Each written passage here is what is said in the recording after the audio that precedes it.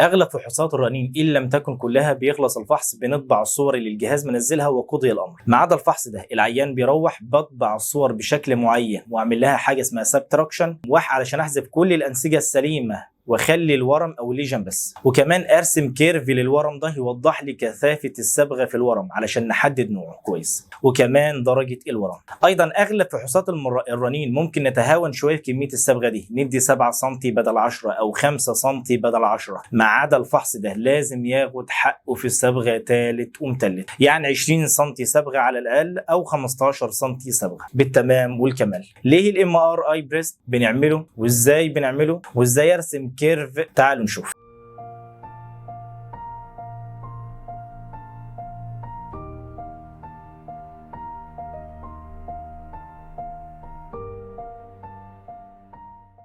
ليه الام ار اي بريست؟ ما كفايه الماموجرافي والسونار، وانهي مريضه هتيجي تعمل ام ار اي بريست؟ اولا العيانين بعد العمليات الجراحيه في الثدي وعايزه تعمل متابعه علشان تعرف فيه ارتجاع للورم ولا لا، فالرنين افضل من السونار والماموجرافي في الحاله دي، خاصه مع الالم الشديد في حاله المامو وتحريك الثدي او شده. كمان الرنين بالصبغ على البريست هيبين استجابه الورم ده للعلاج الكيماوي او الاشعاعي قد ايه. ثانيا الرنين افضل بكتير بعد عمليات التجميل في الثدي، هي الامبلانت. ثالثا لو الورم ده باين في السونار والماموجرافي اكبر من 2 سم فبنعمل له رنين على الثدي علشان نتاكد من حجمه الحقيقي والطبيعي، لان احيانا بتيجي تعمل رنين بتلاقي حجمه اكبر من كده بكتير، وده بيتوقف عليه نوع العمليه او الاجراء المتخذ.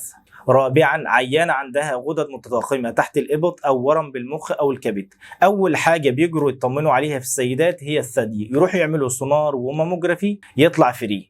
بعد كده يروحوا طالبين ام ار اي بريست علشان يتاكدوا 100% علشان الكشف المبكر للاورام دي بيساعد كتير في علاجها، خاصة لما يكون لسه في المراحل الأولى. خامسا لو العيانة دي عملت سونار وماموجرافي ولقيوا أكتر من ورم أو مجموعة أورام بتعمل ام ار اي بريست علشان تتأكد من الأورام دي وحجمها الطبيعي. طيب هو لازم صبغة في الام ار اي بريست؟ طبعا، ومن غير صبغة يبقى الفحص ده ملوش أي لازمة، ولازم السيكونس بتاع الصبغة ده يبقى دايناميك. طب ليه؟ أولا لأن الثدي أغلبيته فات، والفات بيبقى لونه أبيض في التي 1 وفي التي 2 سبين ايكو اللي هو العادي بتاعنا. طيب والليجن او اورام الثدي بيبقى لونها قريب من الفات اللي هو سلايتلي برايت او هيتروجينس برايت. ده انت مش بس بتحقن صبغه، ده انت بس بعد ما بتحقن الصبغه بتعمل سبتراكشن وبتعمل كيرفات علشان تعرف تحدد الابره في كوم القش، او علشان تعرف تحدد الليجن في البريست. ده في كارثه كمان ان لو الليجن دي خدت صبغه بتبان ابيض، والفات اللي في البريست بيبان ابيض، وبتروح من الاستشاري اللي بيكتب تقرير ده حدود الورم والسايز بتاعه. علشان كده بناخد حاجه اسمها ريفيرشن ريكفري دايناميك اكويزيشن، السيكونس الدايناميك اللي هنتكلم عليه ان شاء الله. عيوب الام ار اي بريست انه مكلف ووقت طويل شويه احيانا، وكمان ممكن ما يظهرش معانا المايكرو كالسيفيكيشن كمان بعد الصبغه، لانها بتبقى واخده صبغه ونفس كثافه النسيج الطبيعي، الا لو الاستشاري ده عارف مكانها من الماموجراف والسونار اللي العيانه عاملاه قبل الرنين. وزي ما قلنا قبل ان المنطقه بتاع المايكرو كالسيفيكيشن اكتر منطقه نشطه للاورام. ازاي بشتغل فحص الماموجرافي؟ اولا العيانه بيبقى معاها تحليل وظائف كلى علشان الصبغه، بتركب كانيولا زرقاء او صفراء قبل ما تدخل اوضه الماجنت، علشان الفحص ده لازم قلنا يبقى بالصبغه ولازم كمان يبقى دايناميك. بتتحضر بالشكل ده، وبنخلي التو بريست في فتحتي الكول بالشكل ده وبثبتهم باسفل. بطلب منها ان نفسها يبقى هادي جدا. الاثنين بريست بيبقى مشدودين ومفرودين في الكول بالشكل ده، لا هم مضغوطين ولا هم سايبين وبيتحركوا. لو مضغوطين الاوعيه الدمويه بتبقى شبه مقفوله، وده بيصعب من انتشار الصبغه ودخولها، ولو سايبين ومش متثبتين كويس هيتحركوا مع النفس. كمان لازم تسال العيانه انت مستريحه في الوضع ده، ولان النومه بتاعتها بتقعد وقت طويل جدا حوالي نص ساعه، فلو مش مستريحه هتضايقك في عمل الفحص. بنثبت العينه زي ما قلنا كويس. بعد كده بطلع غرفه الكنترول، بناخد السكاوت عادي جدا، بناخد الاكزيال 1 والاكزيال 2 والاكزيال ستير وبخططهم بالشكل ده.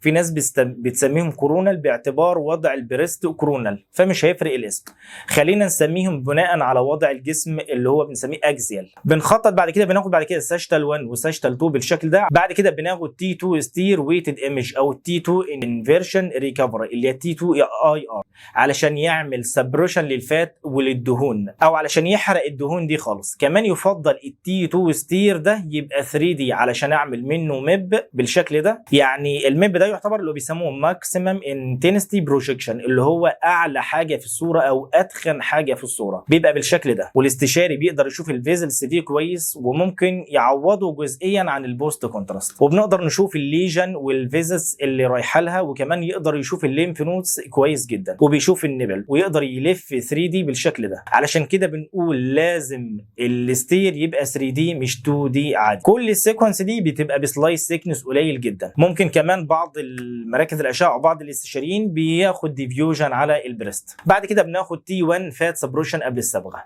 اهم سيكونس في الليله دي كلها اللي هو الدايناميك سيكونس، وده بقى زي ما قلنا يعتبر الجوكر بتاع فحص الام ار اي بريست. بنحضر 20 سم صبغه او 15 سم صبغه، وبتخلي البنت تدخل جوه الاوضه بتاعه المجنة لو مفيش انجكتور. الدايناميك سيكونس ده جواه 5 مجموعات. المفروض الابليكيتور بيبقى مظبطه انه جواه 5 مجموعات او 6 مجموعات. مجموعه منهم بناخدها قبل الصبغه، واربع او 5 مجموعات بيشتغلوا بعد الصبغه. على كل مجموعه بتشتغل بعد السيكونس بعد اخذ الصبغه بدقيقه، علشان اعرف حاله الصبغه او كثافه الصبغه في الورم بعد دقيقه، وكثافه الصبغه في الورم بعد دقيقتين و3 دقائق و4 دقائق. ده بيساعد وبيأكد مرحله الورم اللي هي التيومر جريد. ايوه عملي هعمل ده ازاي؟ بنشتغل الدايناميك سيكونس ده، بنلاقيه خد مجموعه من الخمسه دول قبل الصبغه ووقف. بعد كده بقول للبنت او التمريض اللي بتحقن جوه احقن ال 15 سم صبغه دول او ال 20 سم صبغه دول، وتاكد وهي بتحقن على العيانه انها تبقى ثابته.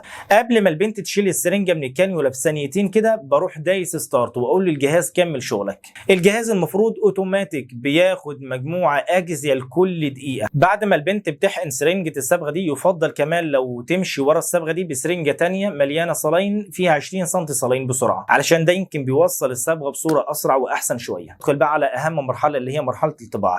بص، قبل ما نبدا في مرحله الطباعه، احنا كده عملنا الفحص بنسبه 90% تقريبا. عملنا الفحص بدون ارتفاكت، عملنا الدايناميك سيكونس كويس جدا، العيانه مش مهزوزه والصور كذلك. يتبقى لنا 10% اللي هي مرحله الطباعه، ودي نقدر نلخصها في 3 نقط. النقطة الأولى اللي هي السبتراكشن، وهي إن الجهاز في الغالب أوتوماتيك بيطرح السيكونس أو المجموعة اللي قبل الصبغة مع ال5 مجموعات أو ال6 مجموعات اللي بعد الصبغة، وبيطلع لي السبتراكشن بالشكل ده كده تقريبا. بنقدر نعمل منه مب بالشكل ده، ونختار منه 10 أو 20 صورة بنطبعهم. وكل جهاز سواء ليه سيكون ليه اوبشن خاص بفحص البريست، سواء السبتراكشن أو الكيرف. ثانيا وهي الكيرف أو المين كيرف، وهي ان انا بجيب السيكونس اللي ظاهره فيه الليجن كويس، او اللي ظاهر فيه الورم كويس، ويفضل يكون في حضور استشاري الاشعه. وبنرسم دايره حوالين الورم ده، وبمجرد ما بقفل الدايره دي بلاقي الجهاز اوتوماتيك طلع لي كيرف ومجموعه جداول. بختار كيرف منهم وجدول منهم على حسب الاستشاري اللي موجود معايا، وبناخد لهم سكرين شوت وبنطبعهم. ثالثا واخيرا ان انا بطبع الصور العاديه بتاعتنا اللي هي الاكزيال 1 والاكزيال 2 والستير، وممكن الساجيتال 2. ويفضل ان انا لو ادي العيان الفحص ده على اسطوانه او سي دي. دمتم بخير.